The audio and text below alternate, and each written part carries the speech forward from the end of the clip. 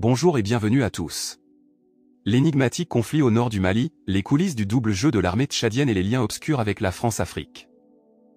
De ce qui se passe à l'instant où je vous parle au nord de notre terre bénie du Mali.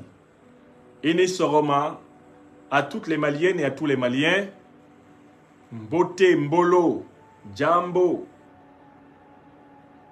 Salam alaikum, qui est là? Je salue le peuple africain du continent et des diasporas et nos amis en tout continent à qui je continue de confier la présente émission. Avant de commencer, n'oubliez pas de vous abonner et d'activer la cloche de notification pour ne rater aucune de nos prochaines vidéos. C'est parti. Alors, dans cette intervention, je vais obéir à un plan en 3 moments. Dans un premier moment, je vais vous parler du retrait à contre-cœur de la mission des Nations Unies, soi-disant pour la stabilisation du Mali, qui s'est avérée plutôt la mission des Nations Unies pour la déstabilisation du Mali, MINUSMA.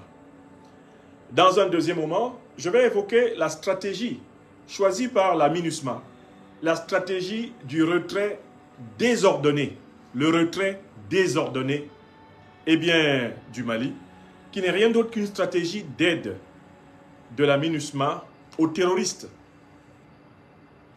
aux sécessionnistes, aux partitionnistes, instrumentalisés depuis plusieurs décennies maintenant, pour empêcher le peuple malien de vivre librement de ses richesses. Puis, dans la dernière partie de cette intervention, en ce jeudi 26 octobre 2023, je vais vous parler de la nature profonde du double jeu de l'armée tchadienne. Je vais vous expliquer le double jeu de l'armée tchadienne et montrer en quoi ce double jeu au nord du Mali va se transformer en un boomerang pour l'armée tchadienne et pour le régime du satrape reptilien france-africain, du vassal en chef Mahamat Kaka Déby, ennemi du peuple tchadien, ennemi du peuple africain en N'Djamena. Mes chers amis, si l'ambition de cette émission, délivrée depuis Montréal au Canada, si cette ambition vous touche et vous concerne, je souhaite que vous donniez cette émission le plus amplement possible autour de vous. Sans plus tarder, commençons avec le premier moment. Le retrait à contre-cœur de la mission des Nations Unies pour la déstabilisation du Mali, ou plutôt celle qui a prétendu être la mission des Nations Unies pour la stabilisation du Mali. Pourquoi je parle de retrait à contre-cœur? L'ONU s'en va du Mali, non pas parce que l'ONU le voulait, mais parce que le peuple malien, le gouvernement malien, dirigé par son Excellence le président Assimi Goïta et ses compagnons de la révolution du Mali Koura le veulent.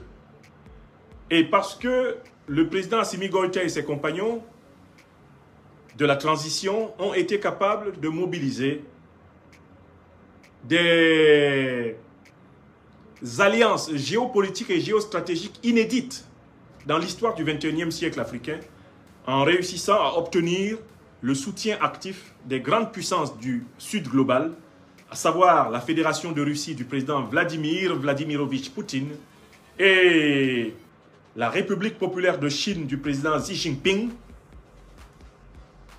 C'est tout cela, c'est ce cocktail qui a amené la MINUSMA à sortir du terrain malien, mais à sortir à reculons. Alors, pourquoi je parle de retrait à contre-cœur de la MINUSMA? Il y a 3 éléments importants à prendre en considération. Premièrement, l'échec de la lutte antiterroriste de la mission des Nations Unies, soi-disant pour la stabilisation du Mali. L'échec. Quand je parle d'échec, je veux traduire une situation qui est géographiquement vérifiable. En 2013, lorsque la mission des Nations Unies pour la stabilisation du Mali est mise en place, les terroristes étaient essentiellement localisés dans la partie extrême nord du territoire malien. Or, en 2020-2021, lorsque le président Assimi Goïta et ses compagnons arrivent au pouvoir au Mali, le cancer terroriste avait métastasé sur la totalité du territoire malien. la quasi-totalité du Mali était couverte par des poches terroristes d'Al-Qaïda et d'État islamique. Et on pouvait, à travers simplement cette cartographie de la dissémination terroriste, on pouvait vérifier sans difficulté que la MINUSMA avait échoué. Qu'avaient échoué toutes les forces étrangères qui avaient prétendu, dès 2013, apporter leur soutien au peuple malien pour combattre les terroristes. À savoir, notamment la France, les armées de l'Union européenne et plus largement tout le bloc occidental. Mais pourquoi cet échec de la MINUSMA? D'où vient l'échec de la MINUSMA? Il faut savoir que si la MINUSMA a échoué, c'est parce que sa mission au Mali était basée sur une contradiction fondamentale, une duplicité originelle, un double jeu. La MINUSMA a été montée par les puissances qui ont organisé la déstabilisation du Mali. Autrement dit, si vous remontez en 2011, en Libye, et que vous fassiez la liste des puissances qui ont bombardé la Libye pendant 6 mois, qui ont détruit la Libye, qui ont armé Al-Qaïda et qui ont armé l'État islamique en Libye, avant l'invasion de toute la bande sahélienne, vous vous rendrez compte que ces puissances rassemblées à l'intérieur de l'OTAN, organisation du traité de l'Atlantique Nord, vous vous rendrez compte que ces puissances-là sont exactement les mêmes qui vont venir proposer successivement au Mali, au Burkina, au Niger, au Cameroun, au Togo, au Bénin, au Nigeria, au Tchad, à la Côte d'Ivoire, ils vont au Burkina Faso. Ce sont les mêmes puissances qui vont venir proposer à ces pays-là leur assistance militaire dans la lutte antiterroriste. Autrement dit, ce sont ceux qui ont installé les terroristes qui viennent s'installer, soi-disant pour combattre les terroristes. Ce qu'on a appelé le mécanisme du pompier pyromane. Je mets le feu et ensuite je viens faire semblant de l'éteindre. Mais je ne l'éteins jamais totalement parce que ce feu a pour but d'imposer à tous les États sahéliens d'accepter le pillage continu de leurs matières premières. L'uranium, le gaz, le pétrole, le manganèse, le lithium, entre autres richesses dont regorge notamment la fameuse région des 3 frontières, encore appelée la région du Liptako-Gourma. Donc, pourquoi la MINUSMA a-t-elle échoué? Mais parce que la MINUSMA a été mise en place par ceux qui voulaient que le Mali, ceux qui auront voulu que le Mali échoue, que le Burkina échoue, que le Niger échoue, que toute l'Afrique échoue dans la lutte antiterroriste.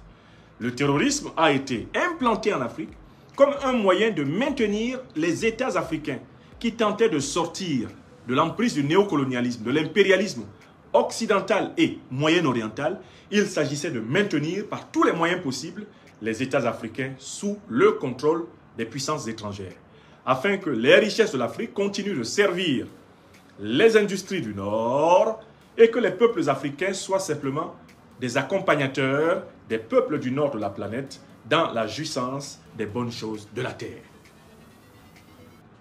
Mes chers amis, je suis en train de vous rappeler les fondamentaux de l'analyse géopolitique du XXIe siècle africain. Celui qui ne maîtrise pas ce fondamental ne comprend rien à la déstabilisation continentale que l'Afrique connaît aujourd'hui. La contradiction fondamentale, la duplicité des forces otaniennes qui sont venues prêter leurs services à des pays dont ils ont organisé la déstabilisation, elle a été établie par 4 preuves qui sont incontestables jusqu'à l'instant où je vous parle. Première preuve, tout le monde sait que c'est l'OTAN qui a détruit la Libye dans le cadre d'une coalition dirigée par les États-Unis de Barack Obama, la France de Nicolas Sarkozy de Nagui Bokcha, la Grande-Bretagne de David Cameron. Ça, c'est le premier fait. Deuxième fait, tout le monde sait que dans l'action qu'ils ont menée pour détruire la Libye, et ils la pillent jusqu'à l'instant où je vous parle, assassiner Muammar el-Kadhafi, ils ont été ouvertement soutenus par Al-Qaïda et l'État islamique. Kadhafi, avant de mourir, a eu le temps de dire « Je suis attaqué par l'OTAN associé à Al-Qaïda et l'État islamique » et la science politique et l'histoire a eu le temps de le vérifier. C'est à partir de la Libye, notamment des réserves d'armes faramineuses de Kadhafi, mais également sur la base du projet de déstabilisation du Sahel, qu'ont été implantés Al-Qaïda et l'État islamique 2 organisations terroristes qui ont été créées au Moyen-Orient, en très bonne partie, avec l'aide des services étrangers, des services occidentaux, des services secrets occidentaux. L'histoire d'Al-Qaïda, qui remonte aux années 80, 70, 60, est celle d'une cellule de lutte contre l'influence soviétique en Afghanistan. Cette cellule a été implantée, on le sait très bien, par les services américains. L'histoire de l'État islamique, elle n'est pas difficile. C'est avec les puissances pro-américaines du Moyen-Orient, notamment l'Arabie Saoudite, que l'État islamique a été ourdi et financé. Il y a un livre très important d'un journaliste français que je recommande, c'est Samuel Laurent, qui a expliqué comment fonctionne le financement de l'État islamique et qui a montré très clairement, Samuel Laurent, dans cet ouvrage hautement documenté, que l'État islamique, pour l'essentiel, a bénéficié 1. Des armes occidentales, 2. Des dollars occidentaux, 3. Du renseignement occidental. Il a été implanté pour déstabiliser des pays qui risquaient d'imposer le prix du pétrole au monde entier et auxquels on voulait imposer le pillage de leur pétrole, le pillage de leurs matières premières par la déstabilisation. Il y a une 3e preuve, c'est, je la cite toujours, le dialogue fondamental qui a eu lieu entre le ministre russe des Affaires étrangères, Sergueï Lavrov, et le ministre français des Affaires étrangères d'alors, M. Laurent Fabius. Lorsque la France veut intervenir au Mali en 2013 pour stopper ce qu'elle appelle faussement les djihadistes, elle demande à la Russie de ne pas s'y opposer au niveau du Conseil de sécurité. M. Fabius, ministre des Affaires étrangères, le demande à M. Lavrov, ministre russe des Affaires étrangères. Lavrov lui répond « Mon cher Laurent, la Russie est d'accord, vous pouvez intervenir pour stopper ce que vous appelez les djihadistes, mais je vous fais la remarque suivante, vous vous préparez, vous, Français, à combattre maintenant au Mali les terroristes que vous avez armés en Libye. » Réponse de M. Laurent Fabius, alors ministre français des Affaires étrangères, c'est la vie. C'est la vie. C'est-à-dire que M. Fabius a tout à fait acté la duplicité de la lutte antiterroriste française au Sahel et plus globalement en Afrique.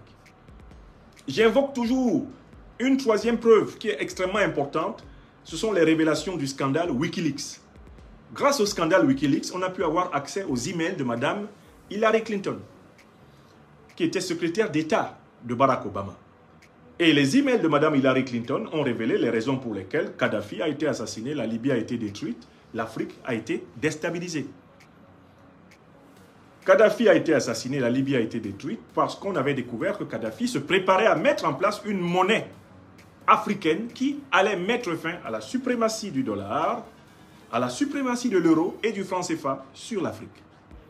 C'est écrit noir sur blanc dans les emails de Mme Hillary Clinton, secrétaire d'État du département, secrétaire d'État américaine à cette époque. Ce sont des informations scientifiques. J'ajoute souvent utilement une 4e preuve.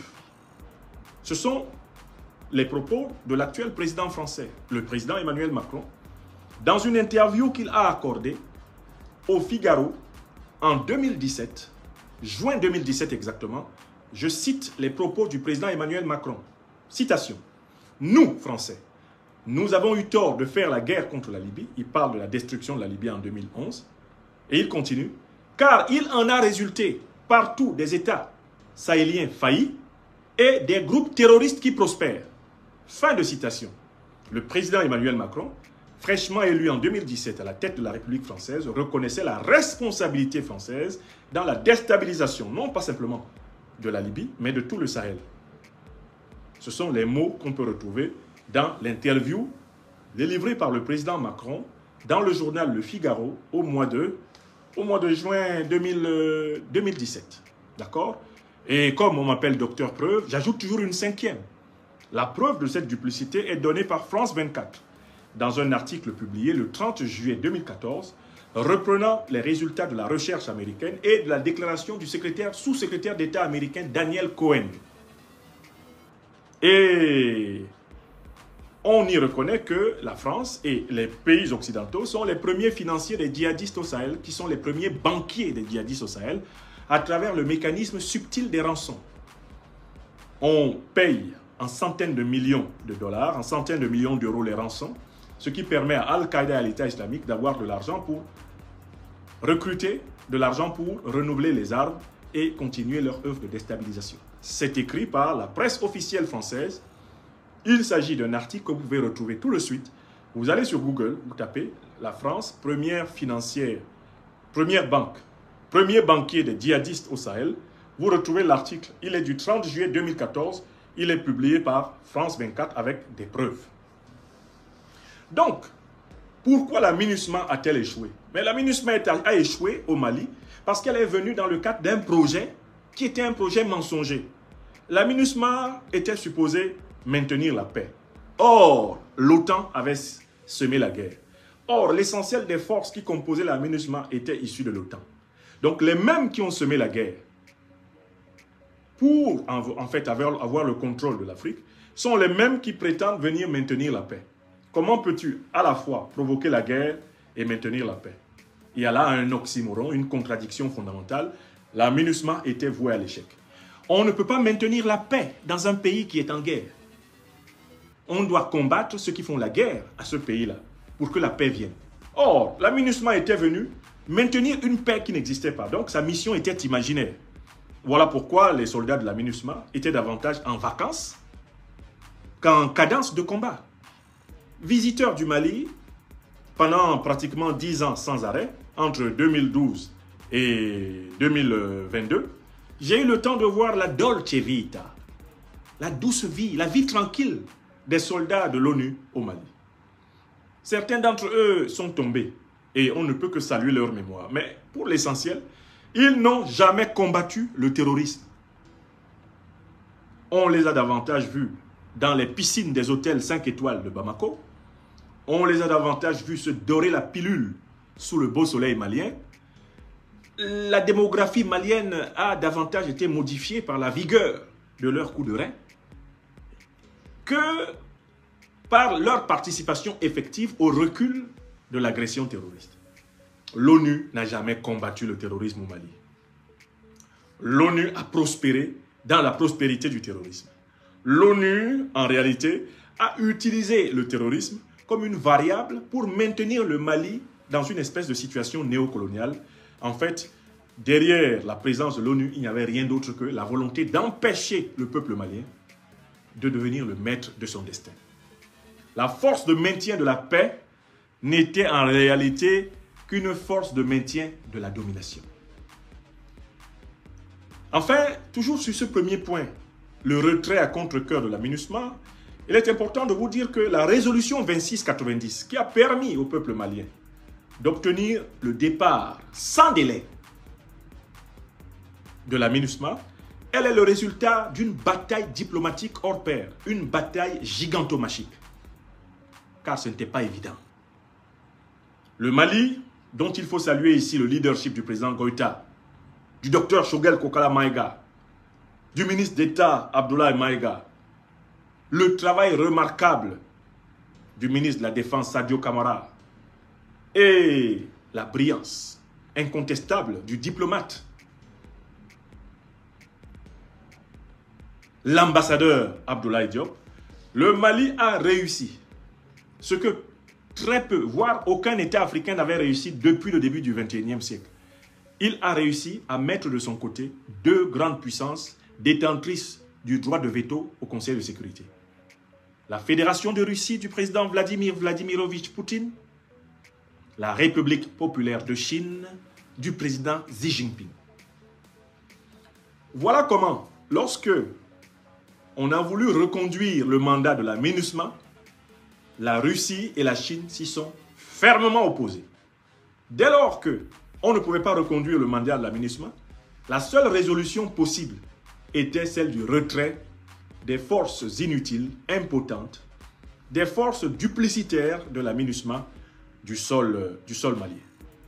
Donc, c'est une grande bataille dans laquelle il ne faut pas oublier la mobilisation exceptionnelle du peuple malien. Le peuple malien a réussi à montrer qu'il était le maître du jeu sur son terrain. Car longtemps avant les politiques, c'est le peuple malien qui a demandé que la MINUSMA s'en aille. C'est la société civile malienne qui a demandé que la MINUSMA s'en aille. La classe politique et même l'armée malienne ont été amenés à se soumettre à la volonté souveraine du peuple. car l'écrasante majorité des Maliens, au fil des ans, devant l'incapacité du régime Ibeka à restaurer la paix et la sécurité, avait déjà tiré toutes les leçons de cette occupation militaire. Il faut donc dire que la MINUSMA ne s'est pas retirée du Mali de bon cœur. La MINUSMA ne s'est pas retirée du Mali parce qu'elle avait envie. Elle s'est retirée du Mali, 1, parce que le peuple malien le veut.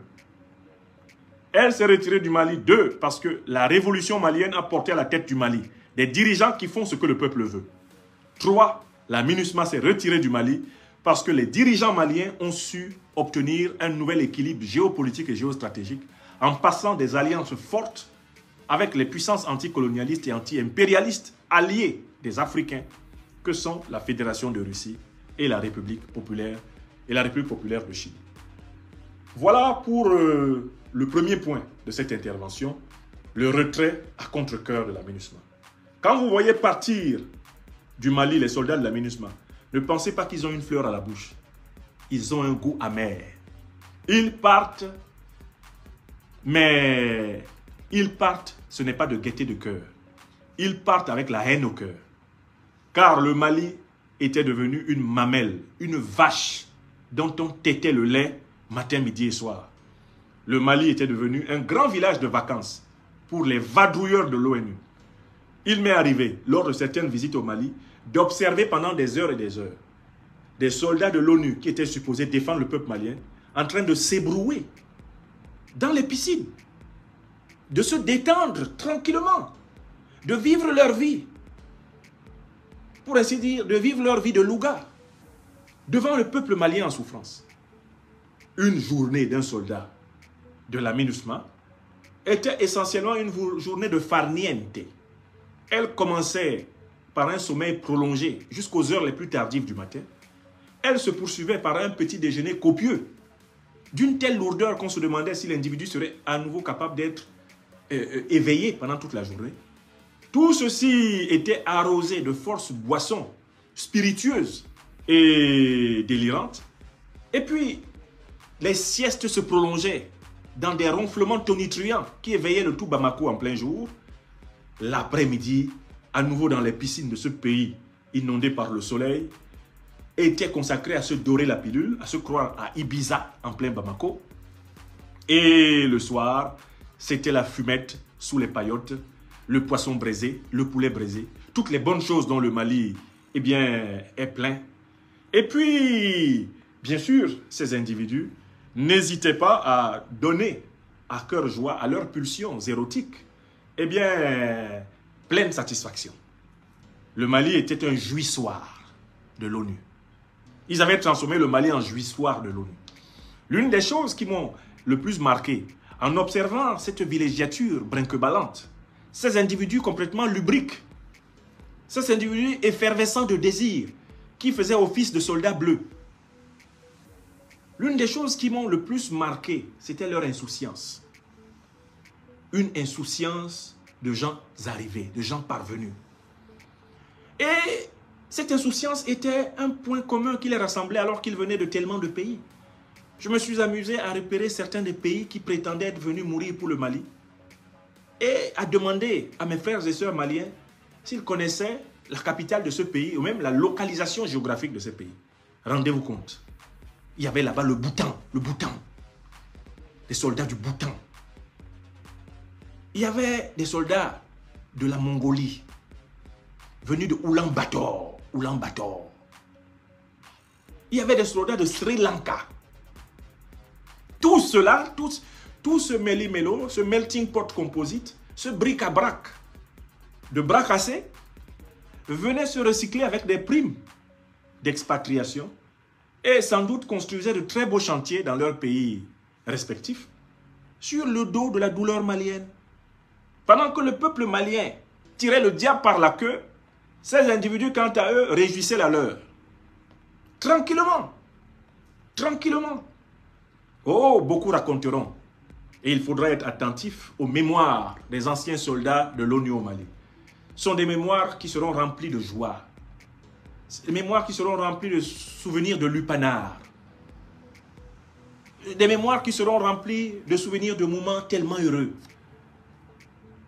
Ils ont réussi à transformer la souffrance du peuple malien en occasion de leur jouissance.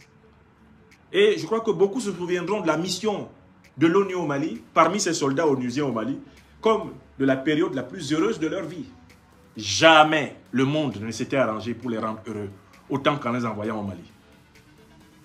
Voilà pourquoi quand vous comparez les pertes militaires de la MINUSMA avec les pertes de la population civile malienne et les pertes militaires de l'armée malienne, il n'y a pas photo. Vous en venez presque à la conclusion que les soldats de la MINUSMA mouraient en réalité dans des accidents, c'est-à-dire qu'ils tombaient contre leur volonté sur les terroristes. C'est-à-dire qu'en fait, ils n'allaient pas combattre les terroristes, mais les terroristes leur tombaient dessus au hasard d'un déplacement. Partant d'un lupanar, d'un lieu de jouissance à un autre, ils étaient de temps en temps interrompus par des terroristes qui leur faisaient la peau. Ce n'est pas qu'ils montaient une mission pour les combattre. Je vous mets au défi, refaites le récit de toutes les circonstances dans lesquelles les soldats de la MINUSMA sont morts. Il n'y a aucune circonstance où ils étaient en position de combat. Ils passaient, ils contemplaient, ils subodoraient la beauté du paysage. Quand soudain, une mine placée sous leur camion ou un tir d'un groupe terroriste isolé les surprenait et ôtait la vie à quelques malheureux soldats qui passaient ainsi de jouissance à trépas. Je vous demande de me rapporter les batailles de la MINUSMA au Mali. Si vous en trouvez une seule, une bataille, c'est-à-dire un combat serré contre les terroristes, mené du matin au soir, mené la nuit, avec moyens terrestres, moyens aériens, moyens de renseignement. Et oui, job, comme on dit en Bassa. Wallahi billahi talahi. Si vous trouvez une seule bataille de la MINUSMA au Mali, j'efface cette vidéo de YouTube, je l'efface de TikTok, je l'efface de Facebook. La guerre venait les trouver en route, en train de passer. La guerre venait les trouver dans leur camp, en train de dormir. Pour ceux qui dormaient. Parce que beaucoup en ont profité pour augmenter la démographie malienne. Donc c'était une mission morte-née. C'était une mission démissionnaire. C'était une mission creuse et nulle. Et comme toute équation à somme nulle, le retrait de la MINUSMA n'enlève rien au Mali. Car la présence de la MINUSMA ne lui a rien ajouté. Je recommence. Et je conclue le premier point. Le retrait de la MINUSMA n'enlève rien au Mali. Car l'arrivée de la MINUSMA ne lui a rien ajouté. Quand ton arrivée est égale à 0, ton retrait est égal à quoi? Non, quand ton arrivée là, sa valeur numérique c'est 0, et que tu te retires, quelqu'un vient chez toi, tu ne te rends même pas compte qu'il est venu. Comment tu vas te rendre compte qu'il est parti? Ils n'étaient pas au Mali. Ils étaient en vacances. Les vacances ont pris fin. Il va falloir revenir à la réalité. Et si vous voulez vérifier qu'ils n'étaient pas au Mali pour faire la guerre, si vous pensez qu'ils se sont aguerris au Mali, ben envoyez-les en Ukraine. Envoyez-les en Palestine pour le cesser le feu. Vous allez voir s'ils vont accepter. Ils ne sont pas bêtes. Hein? Les missions de l'ONU, ce sont des mangeoires internationales. Les soldats qui vont dedans, ils en profitent pour bonifier leurs revenus. Car ils conservent leur solde national et puis on leur ajoute les primes d'expatriation. C'est le jackpot. Et ce n'est pas un hasard si c'est en Afrique qu'il y a l'essentiel. 90% des missions armées de l'ONU sur la Terre sont en Afrique. Voilà. Le continent vache à lait de la géopolitique impérialiste, l'Afrique. C'est toujours chez nous. Mais là où il y a des vraies guerres, là où ça tire sec, ils ne vont pas s'interposer. Il devrait aller s'interposer là en Palestine. Il devrait y avoir une mission de l'ONU pour séparer le Hamas et l'armée israélienne. Essayez de dire ça à un soldat de l'ONU d'aller là-bas. Si vous l'avez vu là-bas, il faut changer son nom. Il y a même certains qui sont prêts à démissionner de l'armée si on leur parle de ça. Passons à la deuxième partie. La stratégie du retrait désordonné. Une aide de la MINUSMA aux terroristes au nord du Mali. Il faut que vous sachiez que quand la résolution 2690 a été mise en place, il y a eu des réunions entre les officiels de l'ONU, M. Wassim, M. Gane, et les autorités maliennes. La MINUSMA a tenu des réunions avec le gouvernement malien, le ministre des Affaires étrangères, le ministre de la Défense, le ministre de l'administration territoriale, le Premier ministre. Tout le gouvernement malien, tous les ministères compétents ont tenu des réunions avec la MINUSMA pour déterminer non seulement les conditions du retrait, mais le calendrier de retrait. Tout a été arrêté d'un commun accord. Il s'agissait, pour la MINUSMA, de se retirer au fur et à mesure que l'armée nationale, la gendarmerie nationale, la garde nationale malienne, l'État malien, lui, qui s'installe dans les emprises qui étaient occupées par la MINUSMA. Tout ceci a été placé sur un calendrier de telle façon qu'avant le 31 décembre 2023, tous ces gens inutiles aient quitté notre terre africaine du Mali. Tout était arrêté. Soudain, on se rend compte que la MINUSMA décide de précipiter son retrait de certaines emprises, c'est-à-dire de ne pas respecter le calendrier. Alors il y a un paradoxe, mes chers amis. On pourrait penser que, mais il ne faut pas se plaindre. Le peuple malien a demandé que la MINUSMA parte à la limite en un jour. Si la MINUSMA maintenant commence à partir plus vite que prévu, c'est tant mieux.